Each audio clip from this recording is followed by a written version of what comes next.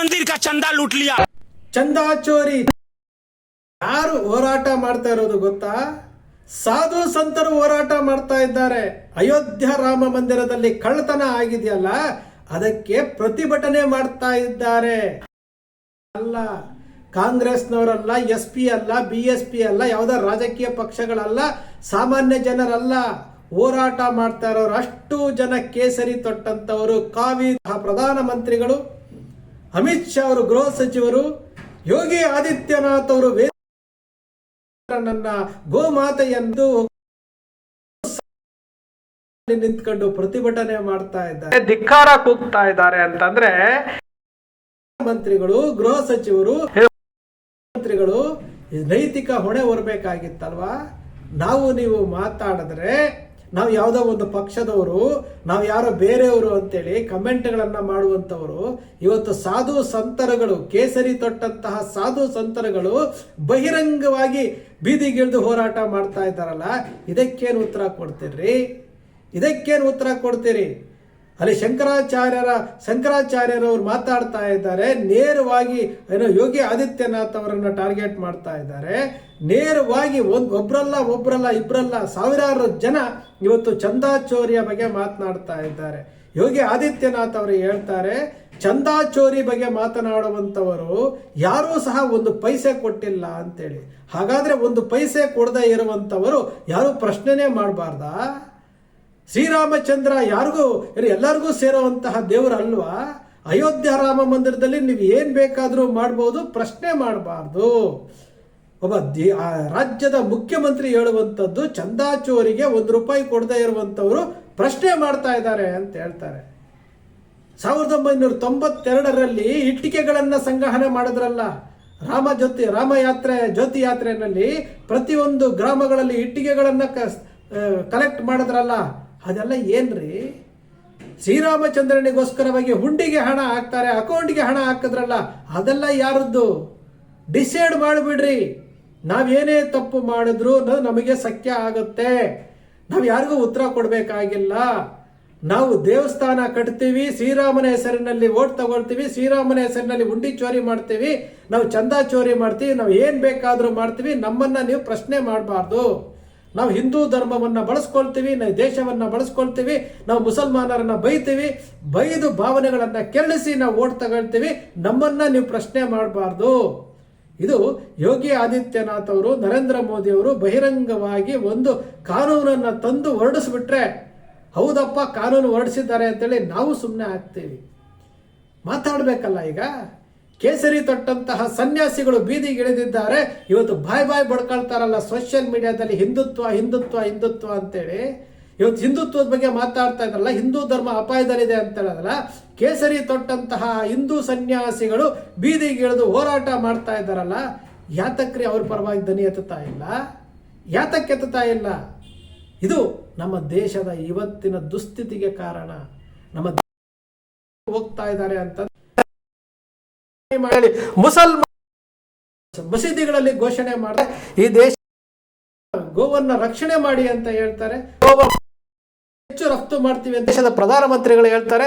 ಉತ್ತರ ಪ್ರದೇಶದಲ್ಲಿ ಅತಿ ಹೆಚ್ಚು ಗೋಮಾಂಸ ರಫ್ತಾಗುತ್ತೆ. ಇಷ್ಟೆಲ್ಲ ಸತ್ಯ ಕಣ್ಣು ಮುಂದೆ ಇದ್ರೂ ಸಹ ಗೋವನ್ನ ನಾವು ರಾಷ್ಟ್ರೀಯ ಪ್ರಾಣಿ ಮಾಡಲ್ಲ, ಗೋಮಾತೆ ನಮ್ಮ ತಾಯಿ ಇದ್ದಾಗೆ ಅಂತ ಹೇಳ್ಬಿಟ್ಟು ಪ್ರಾಸಬದ್ಧವಾಗಿ ಯೋಗಿ ಆದಿತ್ಯನಾಥ್ ಅವರು ಮಾತಾಡ್ತಾರೆ. ಮತ್ತೊಂದು ಕಡೆ ಹೇಳ್ತಾರೆ, ನಮ್ಮನ್ನ ಅಧಿಕಾರಕ್ಕೆ ತಗೊಂಡ್ಬಂದ್ರೆ ಗೋವನ್ನ ಹತ್ಯೆ ಮಾಡೋದನ್ನ ತಡಿತೇವೆ ಅಂತ ಹೇಳ್ತಾರೆ. ಯಾವುದು ಸರಿ, ಯಾವುದು ತಪ್ಪು? ಸನ್ಯಾಸಿಗಳು ಪ್ರಶ್ನೆ ಕೇಳ್ತಾ ಇರೋದಕ್ಕೆ ಉತ್ತರ ಇಲ್ಲ. ಹಾಗಾದ್ರೆ ಅಂಧ ಭಕ್ತರು ಮಾತಾಡಬೇಕು, 2%ನವ್ರು ಮಾತಾಡಬೇಕು. ಎಲ್ಲ ಸನ್ಯಾಸಿಗಳು ಸಹ ಕಾಂಗ್ರೆಸ್ ಪಕ್ಷದವರು, ಎಲ್ಲ ಸನ್ಯಾಸಿಗಳು ಸಹ ಹಿಂದೂ ವಿರೋಧಿಗಳು, ಎಲ್ಲ ಸನ್ಯಾಸಿಗಳು ಸಹ ದೇಶ ವಿರೋಧಿಗಳು. ಭಾಷಣ ಮಾಡಿ ಸ್ವಾಮಿ, ಯಾತಕ್ಕೆ ಮಾಡೋದಿಲ್ಲ? ಕೇಸರಿ ತೊಟ್ಟಂಥವರು ಬೀದಿಗಿಳಿದು ಹೋರಾಟ ಮಾಡ್ತಾ ಇದ್ದಾರೆ ಅಂತಂದ್ರೆ ನಿಮಗಿನ್ನೂ ಅದರ ಬಗ್ಗೆ ಪ್ರಜ್ಞೆ ಬಂದಿಲ್ಲ. ಈ ದೇಶದ ಬಗ್ಗೆ ಪ್ರಜ್ಞೆ ಇಲ್ಲ, ಧರ್ಮದ ಬಗ್ಗೆ ಪ್ರಜ್ಞೆ ಇಲ್ಲ. ಯಾರೋ ಒಂದು ರಾಜಕೀಯ ಪಕ್ಷವನ್ನ ಬೆಳೆಸೋದಕ್ಕೆ, ರಾಜಕೀಯ ಪಕ್ಷದ ನೇತಾರರಿಗೆ ಜೈಕಾರ ಹಾಕೋದಕ್ಕೋಸ್ಕರವಾಗಿ ಮಾರ್ಕೆಟಿಂಗ್ ಎಕ್ಸಿಕ್ಯೂಟಿವ್ಗಳಾಗಿ ಕೆಲಸ ಮಾಡ್ತಾ ಇದ್ದೀರಲ್ಲ.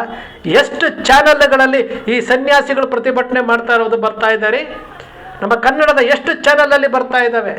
ನ್ಯಾಷನಲ್ ಚಾನೆಲ್ ಅಲ್ಲಿ ಎಷ್ಟು ಚಾನೆಲ್ ಅಲ್ಲಿ ಬರ್ತಾ ಇದ್ದಾವೆ? ಯಾಕೆ ಬರ್ತಾ ಇಲ್ಲ? ಮುಚ್ಚಿ ಹಾಕುವಂತಹ ಕೆಲಸ.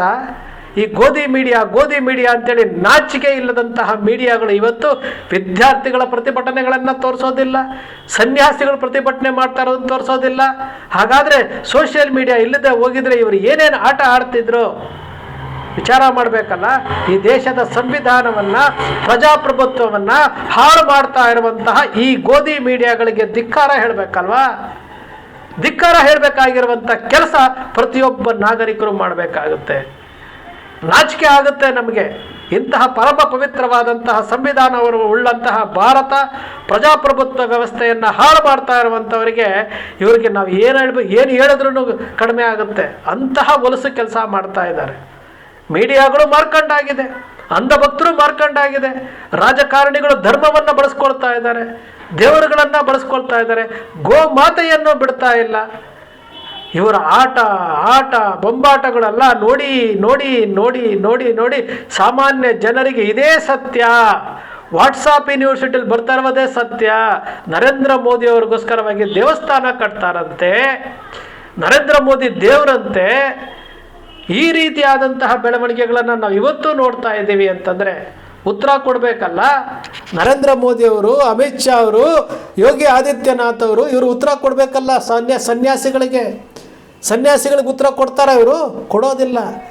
ಅವ್ರ ಬಾಯಿ ತೆಗೆದ್ರೆ ಸನ್ಯಾಸಿಗಳು ಯಾವ ರೀತಿ ಮಾತನಾಡ್ತಾರೆ ಅನ್ನೋ ವಿಚಾರವನ್ನು ನಾವು ನೋಡ್ತಾ ಇದ್ದೀವಿ. ಸೋಷಿಯಲ್ ಮೀಡಿಯಾದಲ್ಲಿ ಯೂಟ್ಯೂಬರ್ಸ್ಗಳು ಮಾಡ್ತಾ ಇದ್ದಾರೆ, ಮೇನ್ ಮೀಡಿಯಾಗಳು ಮಾಡ್ತಾ ಇಲ್ಲ. ಏನು ಉತ್ತರ ಕೊಡ್ತಾರೆ? ನರೇಂದ್ರ ಮೋದಿ ಅವರು ಏನು ಉತ್ತರ ಕೊಡ್ತಾರೆ? ಅಮಿತ್ ಶಾ ಅವರು ಏನು ಉತ್ತರ ಕೊಡ್ತಾರೆ? ಯೋಗಿ ಆದಿತ್ಯನಾಥ್ ಏನು ಉತ್ತರ ಕೊಡ್ತಾರೆ? ಅಲ್ಲಿ ನಮ್ಮ ದೇಶ ಅಪಾಯದಲ್ಲಿದೆ ಅಂತೇಳಿ ಬಾಯಿ ಬಡ್ಕೊಳ್ಳೋರು ಒಂದು ಕಡೆ, ನಮ್ಮ ಧರ್ಮ ಅಪಾಯದಲ್ಲಿದೆ ಅಂತ ಬಾಯಿ ಬಡ್ಕೊಳ್ಳೋರು ಮತ್ತೊಂದು ಕಡೆ, ಶ್ರೀರಾಮಚಂದ್ರನನ್ನು ಇಟ್ಕೊಂಡು ಓಟಿಗೋಸ್ಕರವಾಗಿ ರಾಮನ ಹೆಸರನ್ನು ಬಳಸುವವರು ಒಂದು ಕಡೆ, ದೇವಸ್ಥಾನವೇ ಪೂರ್ತಿ ಆಗದೆ ದೇವಸ್ಥಾನವನ್ನು ಉದ್ಘಾಟನೆ ಮಾಡಿದಂತಹ ನಮ್ಮ ಕರ್ನಾಟಕದ ಉಡುಪಿಯ ಪೇಜಾವರ ಶ್ರೀಗಳು ಏನು ಹೇಳ್ತಾರೆ? ಉಡುಪಿಯ ಪೇಜಾವರ ಶ್ರೀಗಳು ಮಾತಾಡಬೇಕು. ಸನ್ಯಾಸಿಗಳು ಬೀದಿಗಿಳಿದಿದ್ದಾರೆ. ಇವರೂ ಸಹ ಕೇಸರಿ ತೊಟ್ಟಂಥವರು ತಾನೇ. ಆ ಅಯೋಧ್ಯ ಸಮಿತಿನಲ್ಲಿ ಇವರು ಇದ್ದಾರೆ ತಾನೇ.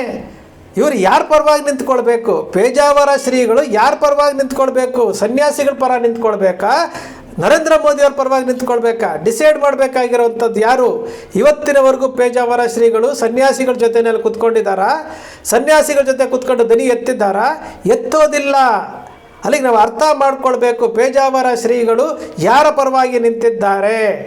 ಕಟ್ಟಡ ಪೂರ್ಣಗೊಳ್ಳದೆ, ದೇವಸ್ಥಾನ ಪೂರ್ಣಗೊಳ್ಳದೆ ಉದ್ಘಾಟನೆ ಮಾಡೋಕ್ಕೆ ಅವಕಾಶ ಕೊಟ್ಟಿದ್ದೇ ದೊಡ್ಡ ತಪ್ಪು. ಇವತ್ತು ಚಂದಾ ಚೋರಿ ಆಗಿದೆ ಅಂತ ಹೇಳ್ಬಿಟ್ಟು ಸನ್ಯಾಸಿಗಳು ಬೀದಿಗಿಳಿತಾ ಇದ್ದರೂ ಸಹ ನಮ್ಮ ಉಡುಪಿಯ ಪೇಜಾವರ ಶ್ರೀಗಳು ಸೈಲೆಂಟ್ ಮೋಡ್ಗೆ ಹೋಗಿದ್ದಾರೆ ಅಂತಂದರೆ ನಾವು ಏನಂತ ಅರ್ಥ ಮಾಡ್ಕೊಳ್ಬೇಕು? ಯಾತಕ್ಕೆ ಹಿಂದೂ ಧರ್ಮದಲ್ಲಿ ಒಗ್ಗಟ್ಟಿಲ್ಲ ಗೊತ್ತಾಯ್ತಲ್ವಾ? ಯಾತಕ್ಕೆ ಇಸ್ಲಾಂ ಧರ್ಮದಲ್ಲಿ ಒಗ್ಗಟ್ಟಿದೆ ಗೊತ್ತಾಯ್ತಲ್ವಾ? ಅವರಲ್ಲಿ ಒಂದೇ ಒಂದು ಸ್ಟ್ಯಾಂಡು, ಒಂದು ವಿಷಯ ಎತ್ತಿದ್ರೆ ಅವರು ಮುಗಿಸೋವರೆಗೂ ಬಿಡೋದಿಲ್ಲ. ನೀವು ಹಿಂದೂಗಳು ತುಳಿತಾ ಇರುವಂಥದ್ದು, ಬೇರೆಯದ್ದು ಹೊಲ ಮೇಯ್ತಾ ಇರುವಂಥದ್ದು, ಇದನ್ನು ನಾವು ನೋಡ್ತಾ ಇರುವಂಥದ್ದು.